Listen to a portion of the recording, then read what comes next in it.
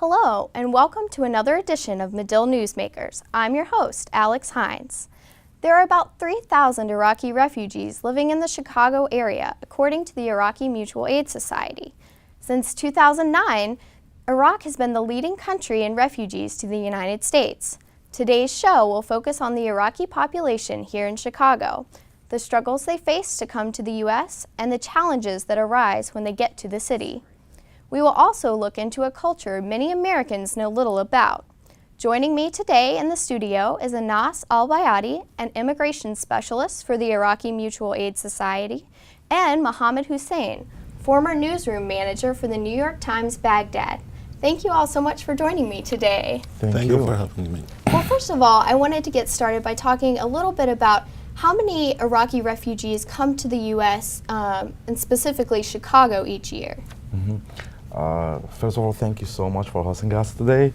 Eventually, starting from 2008, the United States started receiving Iraqi refugee, and there are 3 programs for receiving refugee. One of them is called the SIV, the Special Immigrant Visas, and the US RAP for the people who work indirectly with the US troops back there in Iraq, and then through the United Nations procedures. So starting from 2009 till now, over 30,000 Iraqi arrived to the United States nationwide, and Chicago took place for a very good amount of people. We are talking about 6,000 now who lived in Chicago area, it's in Illinois though. We expect that we will receive more Iraqi refugees for the next 2 years though. So when you think about the process of coming to the United States, do most Iraqis leave directly and come to the U.S., or do they go to another Middle Eastern country first? Definitely, yes. This is the lead me back to the first answer. As I told you, for the special immigrant visa, that people who work like translator with the U.S. troops back there in Iraq, so they can apply it from inside Iraq.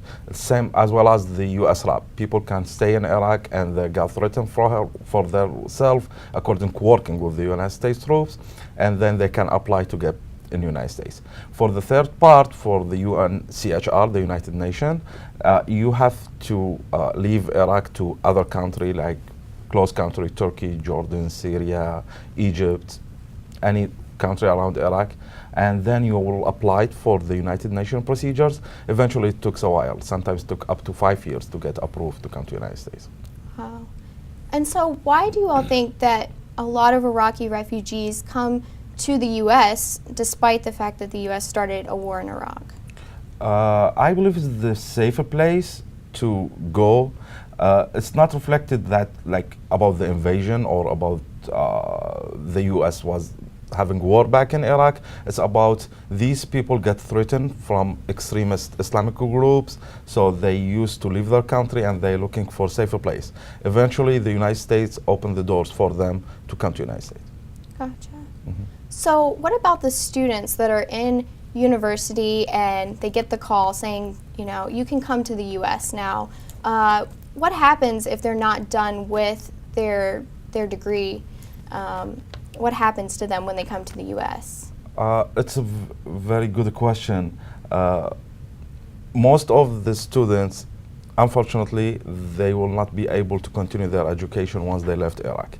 And the education system between Iraq and the United States is really different. Eventually, everything in Iraq is for free. The education is for free, so you don't need to pay for that. But when they arrive to the United States, they will face the American system, which they have to pay. They have to get loans for their education. Sometimes, and you know, there is a gap of language. Sometimes they are not very good English speaker. They can speak English, but not at the level of study there. So eventually they will like have the face the problem of the getting loan, getting financial aid, go back. Maybe we do have a lot of Iraqis who already have their degrees back from Iraq, and they will face another problem of evaluate their degrees. Okay. Yeah, I have a comment of what he said. So even though that the education there, academic education in Iraq is free, but that you cannot choose whatever you want or willing to study. We do have a centralized system, and upon your final grade from high school, the system will steer you to whatever available space or seat in specific university. So you don't have any choices. You cannot choose whatever you want to study. While here, the opportunities are widely open. You can choose whatever you want to study. You can study the field that you like or you feel that you want to study it. Unlike Iraq, they don't have these, choices. So a lot of people come here and they already have their degrees. A lot of people end up doing these survival jobs. Can you talk a little bit about that and how hard that is when you come to the U.S.? I believe Mohammed can answer this question better. Yes, as for me, I quit my last job in Iraq. I used to work as a newsroom manager. 2010, I arrived here. The economy was not in a really good shape at that time, so it was very tough for me to find a job, a surviving job. So I had to start from level 0 again as a team member. Then after that, I believe that when you want to do something and when you work hard and you have patience and passion to do something, you can achieve it eventually. Choices and opportunities are very great here, but you have to be, patient. You should work hard on yourself to get at the point that you'll be satisfied on it. So it's definitely not an easy No, transition. Absolutely.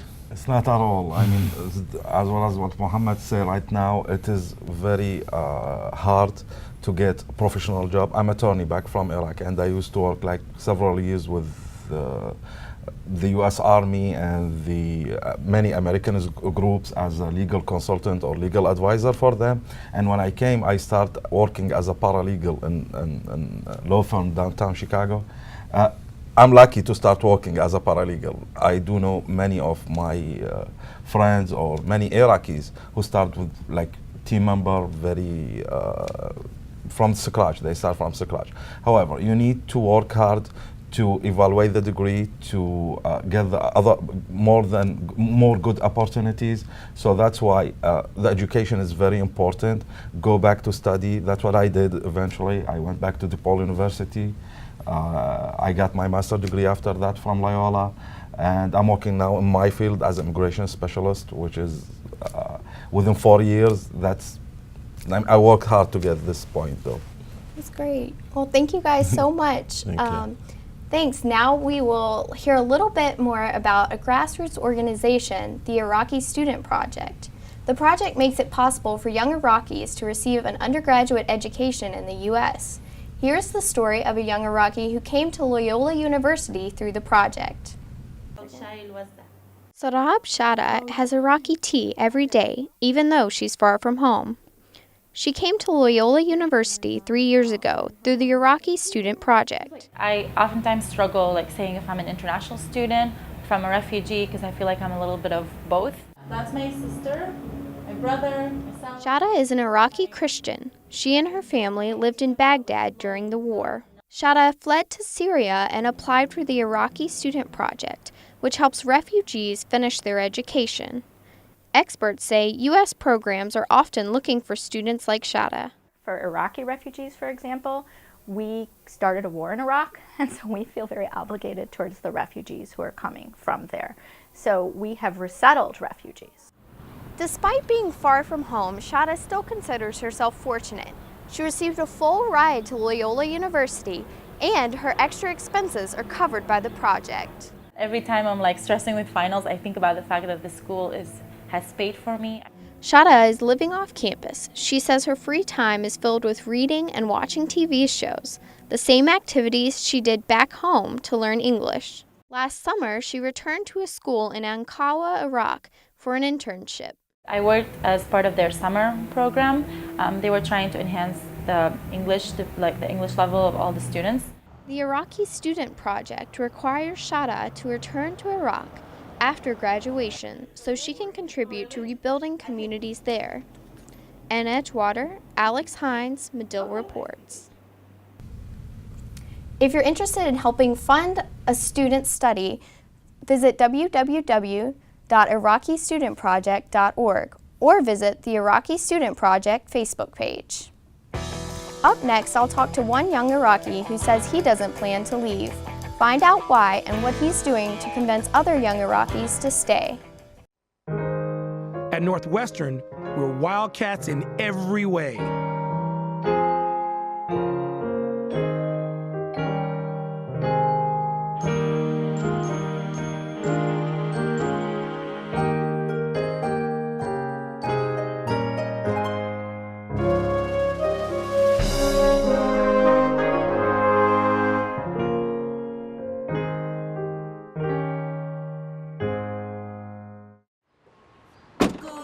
Northwestern break right through that. With our colors flying, we will cheer you all to go. Go you Northwestern, fight for victory, sweet victory, for the fame of our fair name, and go Northwestern, win that game. Go Cats! 11 years have passed since Saddam Hussein's regime fell. Now, young Iraqis are still trying to escape the country. I spoke to one young Iraqi, Ali al-Makhzoumi, who says if young Iraqis realize the richness of their heritage, it will give them a reason to stay. After growing up with war and dealing with so much loss, what made you stay in Iraq? Because if I will leave, I think if I will leave and everybody leave in my age, I think no one will rebuild Iraq then. And I think Iraq need us to stay, to change its bad situation, to change every bad thing. And we are trying through our activities, through our what we are doing here, and I think it is because we stayed here. I think there is hope. What makes Iraqi culture so special to you? It's Mesopotamia, and you know Mesopotamia, it's like more than 5,000 years. So I think it's full of adventures, full of history, full of culture, full of stories to be told. So I think culture can unite us as Iraqis. Why are Iraqis divided now? Because they are hide behind their groups, their tribes, unfortunately. So I think with culture, with cultural activities, when we focus, when we talk about our history, about our values, about our heritage, that it still exists. We have many places. It is still from long time, still in Baghdad, in Babylon, in Ur, in all around Iraq, you know, even north of Iraq, in Iraqi Kurdistan, you can find many sites, many cultural places. What are you doing to unite young Iraqis? Organize interfaith harmony between religious activities.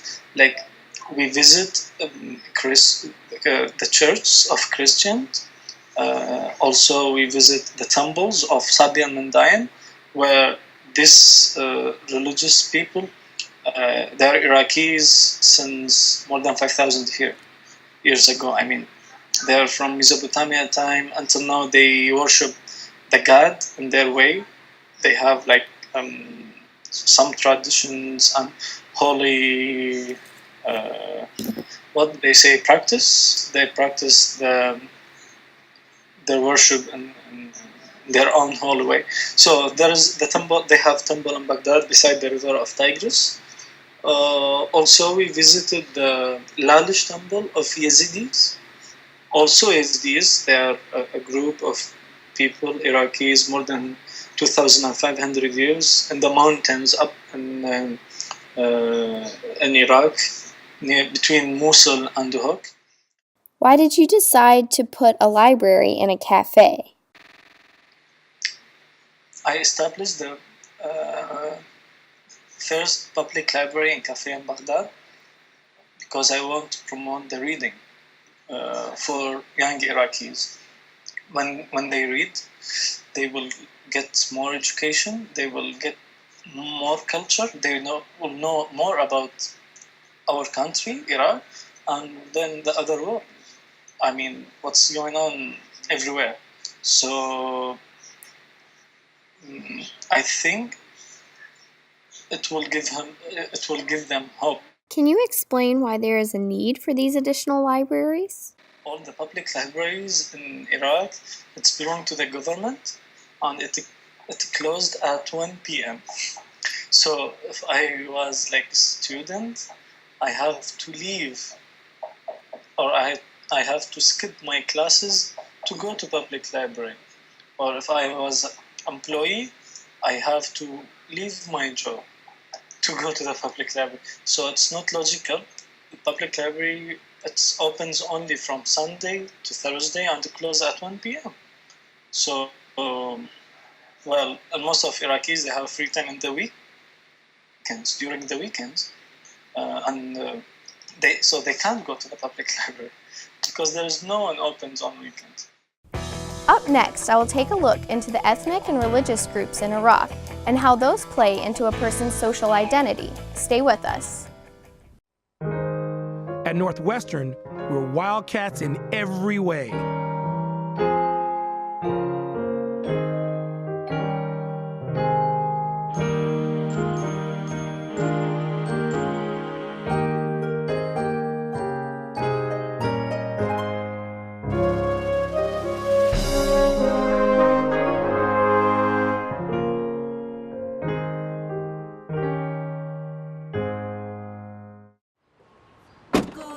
Northwestern, break right through that.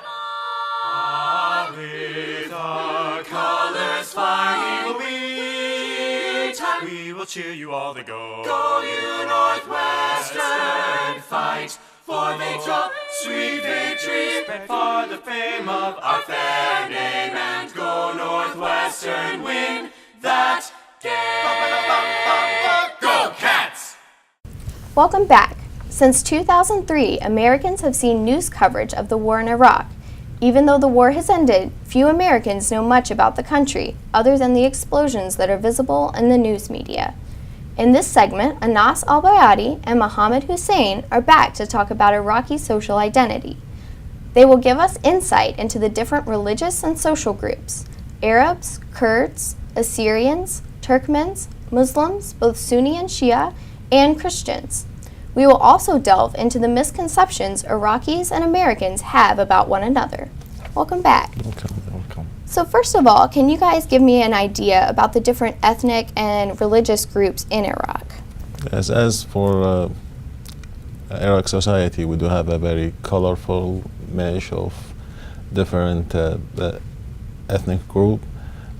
We do, as you mentioned, there is Arab, Kurds, and we do have four religions. We do have Muslims, we do have Christians, and in addition to that, the Turkmen and other little minorities over there.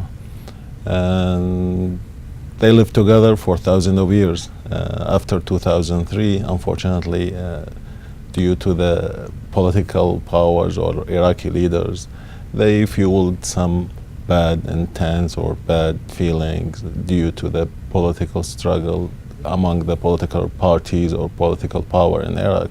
So whenever there is issue raised among those political parties, it will be taken, it reflects on the Iraqi street and the violence and all other issues. And so how do these different ethnic and religious groups kind of play into someone's social identity? So as Muhammad said exactly, like these people used to live for thousands of years together. And before 2003, Iraqis don't know their neighbors or next door even, if they are Christian, if they are Muslim, Sunni or Shi'i. I believe all of this stuff came with the new politician back there in Iraq, the new leaders, which is basically they are the government right now. Thanks, you all. Let's take a quick look at just one piece of Iraqi culture, dance. Each ethnic group has its own form of dance that reflects its culture.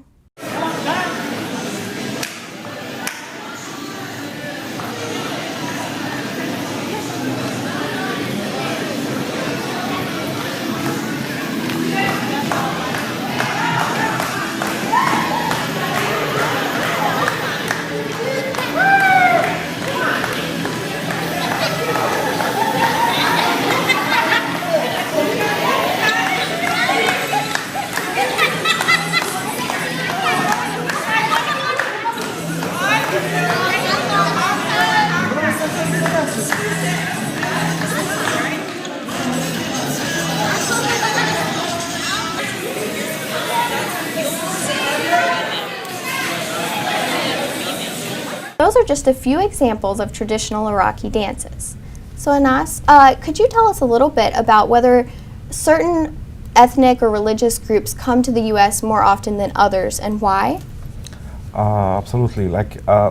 As an immigration specialist, outreach and immigration specialist with the Iraqi Mutual Aid Society, I used to meet most of the refugees that they resettled here in Chicago.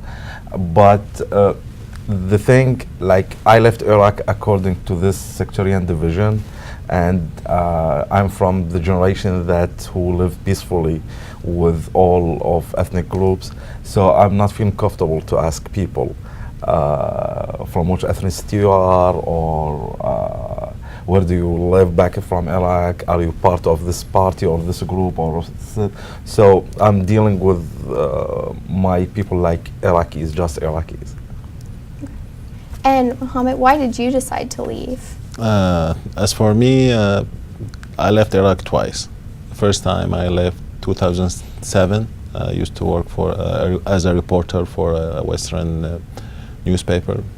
Then after a direct threat against me, I had to leave. I left to Syria. I lived around 16 months over there.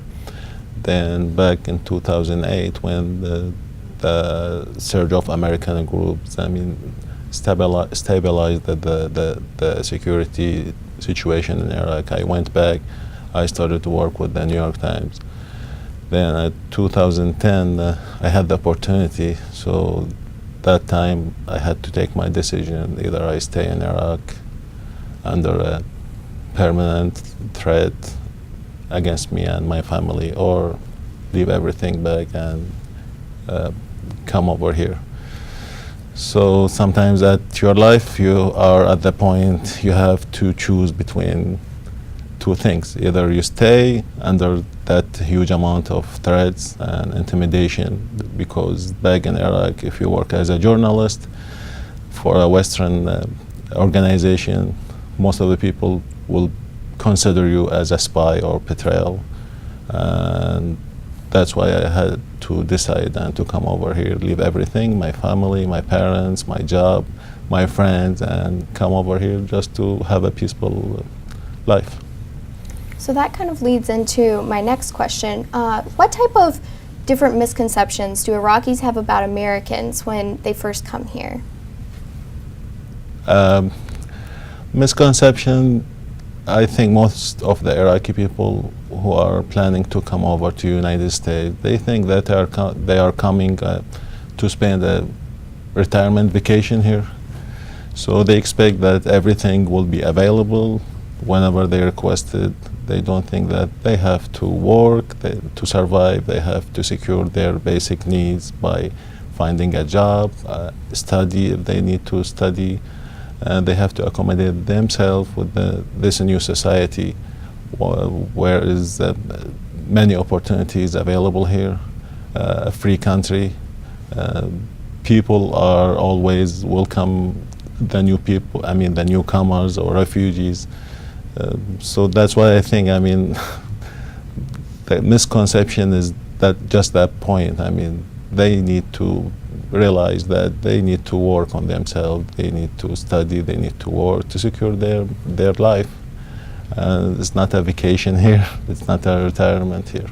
So additionally to that, I believe the high expectation that all the Iraqi refugees came with, it's make very big challenge. Like, people heard about United States from media, they listen to stories, they like it, but when they eventually coming here to United States and feel the real life here, it's very hard to live. And it's very hard to find a job. It's very hard to work on yourself, especially there is a huge problem with the language barrier. So the high expectation, people believe that once they will arrive to the United States, that's it, the government will give them anything, housing, all this stuff. Unfortunately, it's not the truth. They have to work hard on themselves. And what about different aspects of American culture? Are there any misconceptions there that you get from the media before you come here? What do you think? As for me, I worked with American journalists for a while, so I did not realize or see any different of what I expected ahead. So this is the thing, both of us from the Baghdad, from the capital of Iraq, which is very modern city. We do have social clubs, we do have everything. So I don't think there's a huge gap between the culture back here and there. People can do it, can handle it. Okay. And do Americans have certain misconceptions about Iraqis that they don't necessarily know until they meet an Iraqi? Sometimes yes, I would say yes, because most of the people that I met here, I'm talking not about the academic level, just normal people. They thought that over there in Iraq we do have camels, we live in tents, and it's only a desert. We don't have anything over there, while we were, almost not at the same level, but we do have, a modern life, and we do have a modern communication. We can see, we can watch TV, all the internet available. So it's not a really, very old community or very old country that has nothing. And there is no camel back then. So it's exactly, basically that's what, it's not a lot of Americans knows about the Iraqi community, about Iraq. Sometimes I used to say that when I used to live back in Iraq, I live in more decent way than I'm living here in the United States. I have very big house back there with huge backyard, with everything. And when I arrived to the United States, I live in a small apartment, which is very basically to American to live there. But it's a huge gap. But unfortunately, the community here doesn't know more about the Iraqi, about the country itself. It's located in the desert, but it's still we are a very modern country, as I explained. We do have social clubs, we are making networking, we do have private companies, driving cars, everything like here though. Thank you all so much for being here. With the third election since the end of Saddam Hussein's rule, many Iraqis remain frustrated by the corruption throughout the country.